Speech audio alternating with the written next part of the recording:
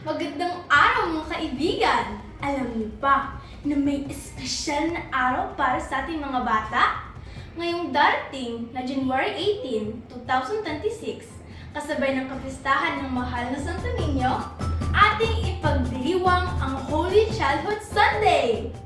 Ang Missionary Childhood Association o mas kilala bilang Holy Childhood Association ay isang pandaigdigang samahan ng mga batang tumutulong sa misyon ng simbahan sa buong mundo.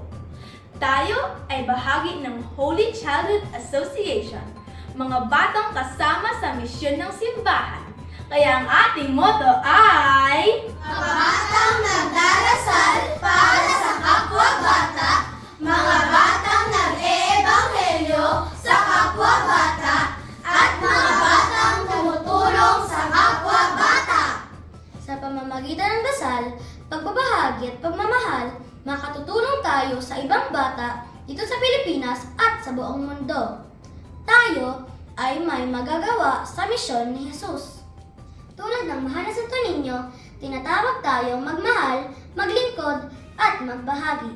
Sabi ng Santo Papa, ang mga bata ay may dalang biyaya at kayamanan. Ang mga bata ay pag-asa. Kaya mga kaibigan, sama-sama tayo. Ipagdiwang natin ang Holy Childhood Sunday!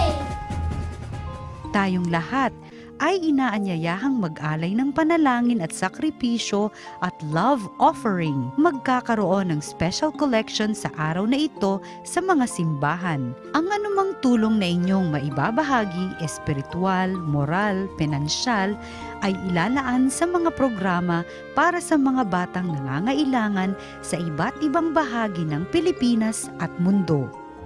Maaari niyo pong ipadala ang inyong tulong pinansyal sa aming bank accounts.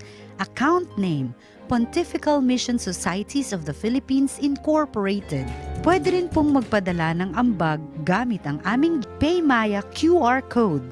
Para po kayo ay mabigyan ng opisyal na resibo, OR, maaari po ninyong ipadala ang inyong pangalan at ang soft copy o screenshot ng inyong deposit transaction sa PMS Philippines 2011 at yahoo.com o sa PMS Pilipinas FB Messenger o kaya naman sa mobile number 0921-349-9720. Kung nais niyo po ng hard copy ng OR at ng acknowledgement letter, maaari po lamang na ipadala din ninyo sa amin ang kumpleto ninyong mailing address. Marami pong salamat! Tayo ay mga batang misyonero.